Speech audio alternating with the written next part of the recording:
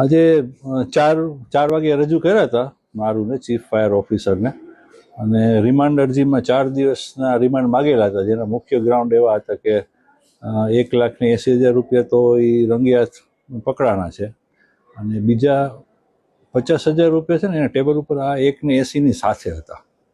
એના વિશે પૂછપરછ કરતા એને એ 50,000 શેના છે ને એ કંઈ સરખો જવાબ આપી શકેલ નથી. એટલે સૌથી પહેલી રજૂઆત આપણે એ જ કરેલી હતી કે એક દિવસે એક જ પાસેથી લાંચ લીધાનું નથી, આ બીજા 50,000 છે એ પણ લાંચ પેટે જ હતા. એટલે એ કોને લાંચ આપીને શેના માટે આપેલી એના માટે પણ પૂછપરછ આની કરવાની છે, જે 24 કલાકની કસ્ટડી દરમિયાન એને કોઈ સરખો જવાબ આપેલો નથી.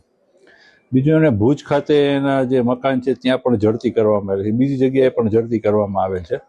એટલે તે પણ જગ્યાએ આની હજી મહત્વની વાત એ છે કે 1 મહિના જેટલો જ એને સમય થયેલો છે, અને 1 મહિનામાં સીધી 3 લાખની ફાયર સેફટીનું એનઓસી આપવા માટેની લાંચની માગણી કરવી એ ખૂબ જ અનુભવી હોય ભ્રષ્ટાચાર કરવામાં, એના માટે જ આ રકમની માગણી થઈ શકે.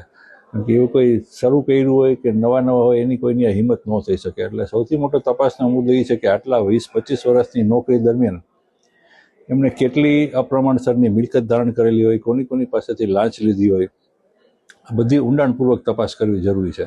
અને ખાસ કરીને જે ફાયર એનઓસી આપવા માટેનું ડિપાર્ટમેન્ટ અત્યારે 1.5-2 મહિનાથી બંધ હતું, કોઈને મળતી નહોતી. ફાયર એનઓસી માટેના આટલા બધા અરજીઓ છે એ પેન્ડિંગ હતી. એટલે ખાસ એમને આ નિમણૂક આપવામાં આવેલી છે ત્યારે એમણે આ લાંચની માગણી કરેલી છે. એટલે આ કેટલી નિર્ભયતાથી લાંચની માગણી કરી શકે છે એ બતાવે છે કે વર્ષોથી આ લાંચ લેવામાં આવતી હોય, અને વર્ષોથી લેવામાં આવતી હોય તો અપ્રમાણસરની ઘણી બધી મિલકતો મળી આવે. અને ખાસ કરીને એમને ભાઈ ભાભી છે એ પણ લાંચના કિસ્સામાં સરપંચ તરીકે હતા, એમાં પકડાયેલા છે. એટલે એ ઊંડાણપૂર્વક તપાસ કરવા માટે આપણે 4 દિવસની માગણી કરી હતી. અત્યારે કોર્ટે 3 દિવસ આપેલા છે.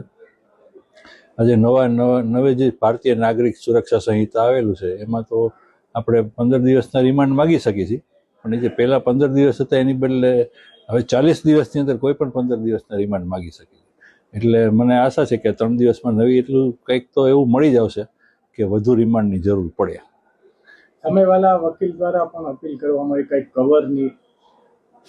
ના, એમનું કહેવું એમ હતું કે કવર હાથમાં લીધેલું એવું નથી, પણ જે રંગે હાથ જે કહેવાય એવું કે મારા ટેબલ ઉપર અત્યારે અહીંયા પડ્યું હોય અને હું એમ કહું મેં હાથમાં સ્વીકારેલું નથી, તો એવો તો કયો ભલમનસાઈ વાળો માણસ હોય કે મારા ટેબલ ઉપર 1,80,000 મૂકી જાય અને હું એમ કહું કે ના ઓકે રાખી મૂક, મેં માગેલું હોય તો જ. એટલે આને રંગે હાથ જ ગણાય. એટલે એમનું કેવું એમ હતું આ રંગે હાથ ન કહેવાય, પણ ખાલી રંગે હાથ ન કહેવાય એટલું કહેવાથી પૂરતું નહોતું. એને એમ કેવું જોઈએ કે તો મારા ટેબલ ઉપર કેવી રીતે આવી આ, એ તો કંઈ કીધું નહીં. એટલા માટે આપણે કીધું કે આને રંગે હાથ જ કહેવાય. જ્યારે પોતે જ ન કહી શકતા હોય કે કોણ મૂકી ગયું, ક્યારે મૂકી ગયું, શું કામ મૂકી ગયું. એટલે આ લાંચની રકમ છે એ જ કોર્ટે પણ એ જ માનેલું છે કે તમે કાંઈ ચોખવટ તમારી છે નહીં, તમારો કોઈ જવાબ નથી આ બાબતમાં, તો આ લાંચની રકમ માનવાની રહી છે.